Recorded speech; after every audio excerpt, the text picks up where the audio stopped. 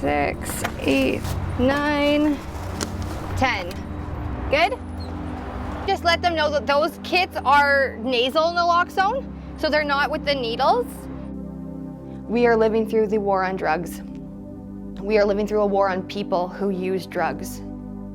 And maybe that's not even the right term because we're not all living through it. They only had 3 kits left from the 80, I guess, that were delivered. So it's being used. People are accessing it. It's breaking down barriers. I mean, you could just come to the convenience store to get your naloxone. Why wouldn't you? My name is Jessica Pelletier. I live in Selkirk, Manitoba, and I'm a harm reductionist. So this is what we do. We just hustle naloxone all day.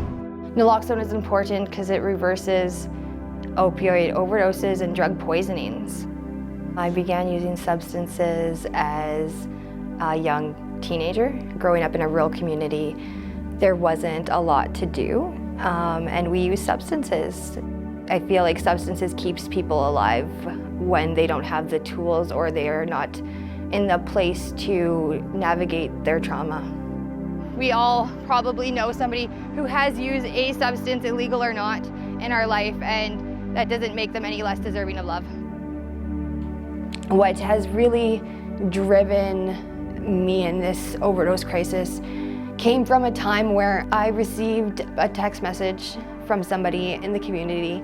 This person messaged and had asked me for naloxone. We got in the car, I went and I brought them kits of naloxone, and I left thinking I had done a good deed. Realizing later that somebody had passed away at that house, and I felt so guilty. I felt so terrible. I felt like this burden, this weight was on my shoulders. The next day, they immediately took a meeting with me and a public health nurse and another peer, and we strategized about how we could flood this community with naloxone. I got my briefcase with my naloxone kits, my pamphlets, and I just started going to businesses. Following the gas stations, I feel like my next approach is going to be seeing if we can get it in with the hotels. And I started approaching them and just gathering a list of potential places that would be willing to carry naloxone kits as part of first aid. Hey, how are you? Good. I think I might have spoken with you in April. The kits. The naloxone kits, right? It's probably pretty huge. I've never heard of anyone doing this, which is a bad sign, right? So happy you guys are doing this. Thank you so much. Good luck. Bye.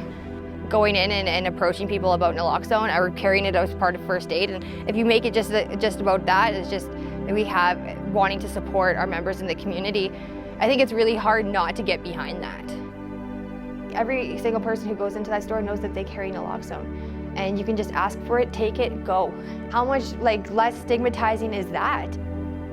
Knowing that Shell, this big corporation has approved this at the corporate level, I definitely feel that there is opportunities to replicate this in other rural communities. What's going to show a change in this overdose crisis is change in policy, change in laws, decriminalization, destigmatization, decolonization of our systems. That's what's going to make the change.